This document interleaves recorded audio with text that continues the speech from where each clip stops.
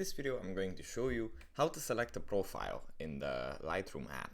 But before that, don't forget to subscribe and leave a comment down below, because at 10,000 subscribers I'm going to show you my whole YouTube revenue statistics and growth strategy. So without further ado, let's just jump right into it. First, after opening the Lightroom app, we have to select a picture from the gallery. Let's say we want to select this one. After we select it, we have to go here in the settings menu, tap on this, or you can just press E, and here at the top above light under edit there is a profile button. If we tap on this, then it's going to show us some options.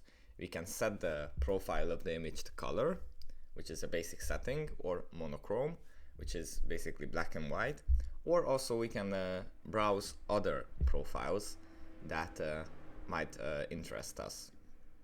They are sorted to different categories, and after we selected one, we apply it and go back and start editing. So yeah, that's pretty much it for this video. Hope it was helpful for you guys, and see you in the next one. Bye!